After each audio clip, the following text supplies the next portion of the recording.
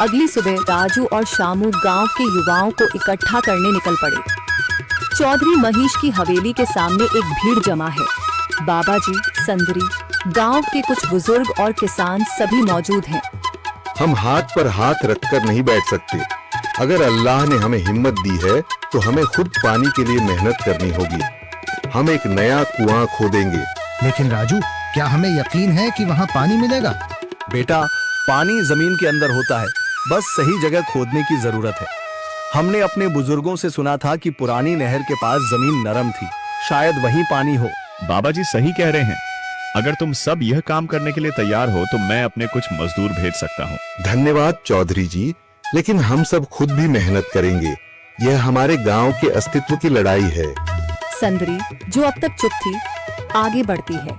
हम औरतें भी पीछे नहीं रहेंगी। हम पानी लाने की व्यवस्था करेंगी, खाना बनाएंगी, ताकि तुम सब आराम से काम कर सको। यही हिम्मत चाहिए थी संदर। पूरा गांव एक नई उम्मीद के साथ कुआं खोदने की तैयारी में जुट जाता है। दूसरी ओर कुआं खोदने का काम शुरू हो चुका है। राजू, शामू और दूसरे युवा बेलचे चलाने लगते हैं। मिट्टी बाहर निकाली जाने लगती है। तेज गर्मी के बावजूद सब पूरी हिम्मत के साथ जुटे हुए हैं। दोपहर की तेज धूप जमीन आग की तरह तप रही है। गांव के लोग लगातार कुआं खोदने में जुटे हैं। हाथ छिलने लगे हैं, माथे से पसीना बह रहा है, मगर किसी ने हार नहीं मानी। महिलाएं पानी और सत्तू लेकर आती हैं ताकि पुरुषों को कुछ राहत मिले। हमें और गहराई तक जाना होगा। अब तक सिर्फ सूखी मिट्टी और पत्थर ही निकल रहे हैं। राजू, यह बहुत कठिन काम है। अगर हमें पानी न मिला? अल्लाह मेहनत करने वालों को कभी निराश नहीं करता बेटा। तुम सब अपनी कोशिश जारी रखो, पानी जरूर निकलेगा। हिम्मत मत हारो। अगर अब रुक गए तो फिर कभी पानी नहीं मिलेगा। सभी फिर से जोश में आकर काम में जुट जाते हैं, मगर सूरज की तपिश बढ़ती जा रही है और कई लोगों की सांसें तेज चलने लगती हैं। तभी एक तरफ से रामलाल और उसके आदमी हंसते हुए आते हैं। अरे भाई, तुम्हें लगता है कि जमीन तुम पर रहम करेगी? हाँ हाँ, ना समझ लोग, ये सब बेकार की मेहनत है।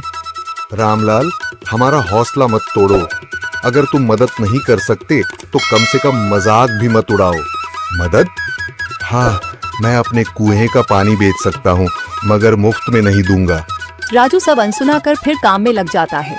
शाम होने लगती है, लेकिन अभी तक पानी का नामो निशान नहीं। कुछ लोग मायूस होकर पीछे हटने लगते हैं। राजू, शायद रामलाल सही कह रहा है, यह सब बेकार है। नहीं शामू, हमें हार नहीं माननी।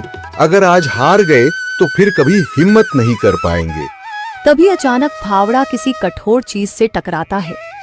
एक अजीब सी आवाज आती है।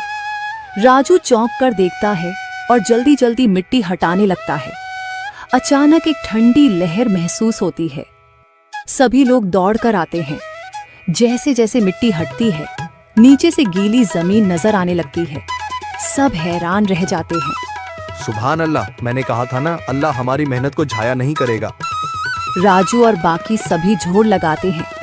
कुछ ही पलों बाद अचानक मिट्टी के नीचे से पानी की एक छोटी सी धारा फूट पड़ती है। गांव वाले खुशी से चिल्ला उठते हैं। पानी, पानी निकल आया। यह अल्लाह की कुदरत है रामलाल, जिस पर तुम्हें यकीन नहीं था। पूरा गांव आनंद से झूम उठता है। लोग एक दूसरे को बधाइयां देते हैं।